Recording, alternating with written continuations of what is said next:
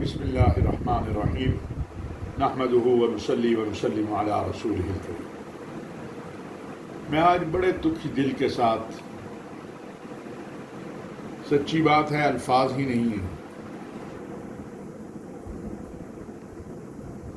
ملک کے 5 سے 7 بڑوں سے عرض کرنا چاہتا ہوں۔ محترم جناب جنرل قمر جاوید باجوہ صاحب سے، جو اس ملک کے سپہ سالار ہیں، اس قوم کے محافظ ہیں، وزیر اعظم پاکستان سے،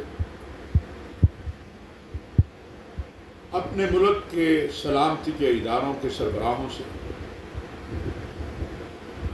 علامہ ساجد علی نقوی صاحب اور علامہ راجہ ناصر عباس صاحب سے، مولانا فضل الرحمان صاحب سے، ساجد میر صاحب سے، حضرت مولانا قاری حنیف جلندری صاحب سے، حامد سعید کاظمی صاحب اور صاحبزادہ حامد رضا صاحب سے، عرفان مشہدی صاحب سے، کہ اس ملک میں کیا ہو رہا ہے، ہم کدھر جا رہے ہیں۔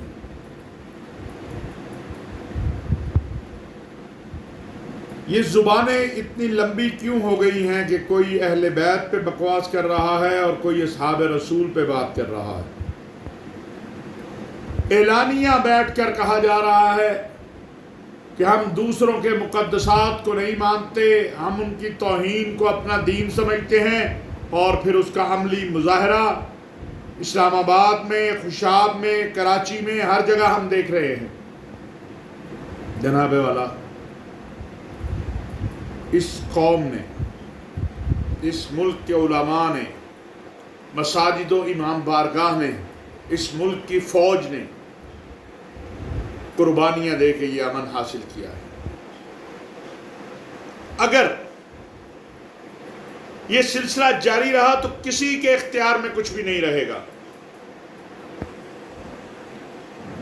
میں پاکستان علماء کونسل کی طرف سے یہ اعلان کر رہا ہوں کہ ہم ہر اس شخص کے ساتھ بیٹھنے سے انکار کریں گے جو اصحاب رسول و اہل بیت، خلفاء راشدین، امہات المؤمنین، سیدنا امیر معاویہ کے بارے میں بکواس کرنے والوں کی مدد کرے گا، معاونت کرے گا، ان کی تائید کرے گا، ان کی حمایت کرے گا۔ یزید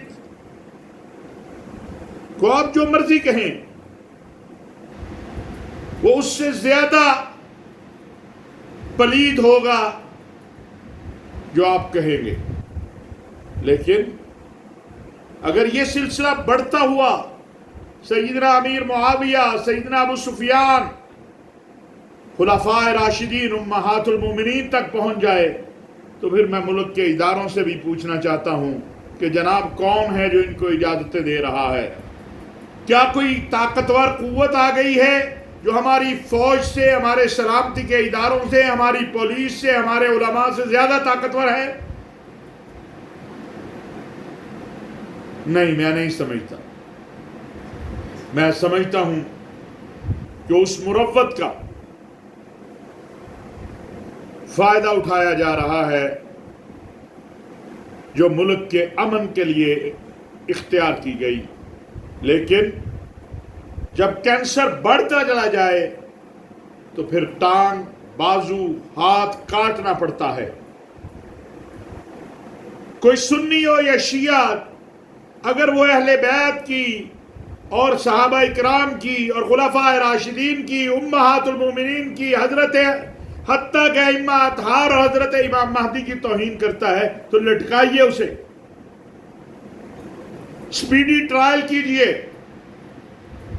میں کور کمانڈر کراچی سے، کیونکہ مجھے وزیر اعلیٰ سے امید نہیں ہے کہ وزیر اعلیٰ سندھ اس پہ کوئی ایکشن لیں گے، میں کور کمانڈر کراچی سے یہ درخواست کرتا ہوں کہ جس شخص نے کھڑے ہو کر اعلانیہ سیدنا امیر معاویہ اور سیدنا ابو سفیان پر تبرہ کیا، اور بکواس کی، اس کے خلاف حکومت ایکشن لے اور اس کے خلاف دہشت گردی ایکٹ کے تحت پرچے درج کیے جائے۔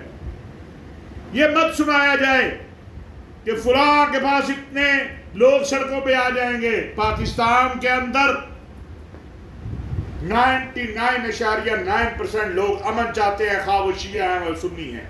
ابھی جب یہ اسلام آباد میں ایک بدبخت نے سیدنا ابوبکر صدیق کے بارے میں بکواس کی تو کیا اہل تشیع کے علامہ عارف وادی صاحب اس کے خلاف FIR کروانے نہیں گے؟ جناب والا یہ کسی کے نمائندے نہیں ہیں۔ یہ آپ کو سمجھ آ جانی چاہیے سب کو کہ سیدنا ابوبکر صدیق کے بارے میں بکواس کرنے والا چند گھنٹوں میں برطانیہ پہنچ گیا۔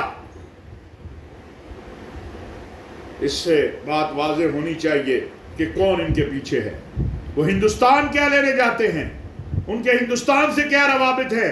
یہ ملک کے سلامتی کے اداروں کو تحقیق کرنی چاہیے۔